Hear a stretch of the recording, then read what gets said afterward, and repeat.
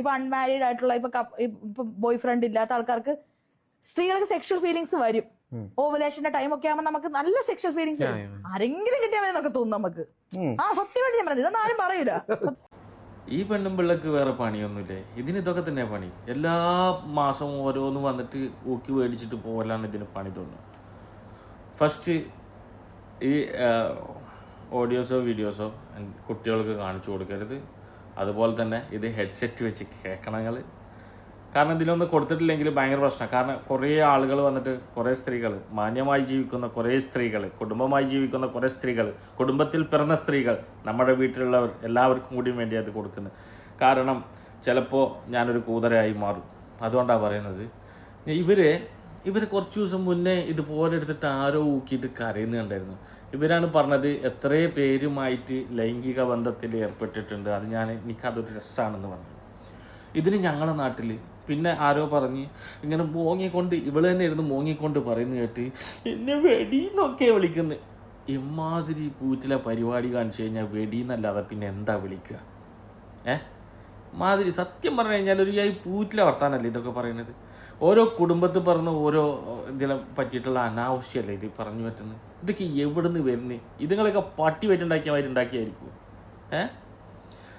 നിങ്ങളോട് പറഞ്ഞായിരുന്നോ ഒരു മറ്റെന്താണ് ചില ഭാര്യമാരും ഭർത്താക്കന്മാർക്കും ഒന്നും അവർക്ക് സുഖം കിട്ടുന്നില്ല, അവർ പിന്നെ അതിനുശേഷം ബംഗാളിനെ വാടക എടുത്തിട്ടാ റൂം കൊണ്ടാക്കിയിട്ടാണ് ചെയ്യുന്നതെന്ന് പറയുന്നുണ്ട്. തവള പോലത്തെ ഒരു മോന്തയും വെച്ചുകൊണ്ട് നിന്നെ ഇതാരാ ഇതൊക്കെ എടുത്തുകൊണ്ട് നടക്കുന്നത്? നാണമില്ലേ പെണ്ണും പിള്ളേ നിങ്ങൾക്ക്? ഇല്ലേ? ഇങ്ങനെ നാട്ടുകാരെയും വീട്ടുകാരെയൊക്കെ വായിന്ന് അനാവശ്യം കേൾക്കാൻ വേണ്ടിയിട്ട്.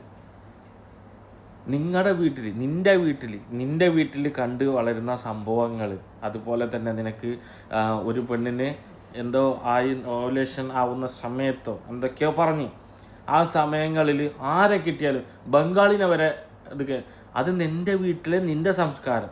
എല്ലാ പെണ്ണുങ്ങളെയും അത് പറയണ്ട. നിനക്ക് ഒരു നാവുണ്ടെന്ന് വിചാരിച്ചിട്ട് എല്ലാ മൈര് വർത്താനവും പറയാൻ നിൽക്കണ്ട. അതൊരു സുഖമില്ലാത്തതാണ് കേട്ടോ. നീ നിൻ്റെ കുടുംബത്തിലെ, നിൻ്റെ വീട്ടിലെ നിൻ്റെ ആൾക്കാരെ കണ്ടിട്ടുണ്ടാവും. എല്ലാവരും അങ്ങനെയല്ല, എല്ലാ സ്ത്രീകളും അങ്ങനെയല്ല. ഇവിടെ ജോലി ചെയ്ത് ജീവിച്ച് ഇവിടെ കഷ്ടപ്പെട്ട് മക്കളെ ഇതിനൊക്കെ മാറ്റി നിർത്തി ആണും പെണ്ണുമായിട്ട് ഇവിടെ സുഖമായിട്ട് വിറ്റങ്ങൾ ജോലി ചെയ്ത് ജീവിക്കുന്നവരാണ് ഞങ്ങൾ എല്ലാവരും, നാട്ടിലാണെങ്കിലും ഇവിടെ ആണെങ്കിലും. അല്ലാതെ നീ വിചാരിക്കുന്ന മറ്റേ പരിപാടിക്ക് കിടക്കുകയല്ല. നിനക്ക് അങ്ങനത്തെ പ്രശ്നങ്ങളുണ്ടാവും. അതുകൊണ്ട് ഇനി മേലെ ഇമാതിരി ദേശീയ വർത്തമാനം കൊണ്ട് പറയരുത്.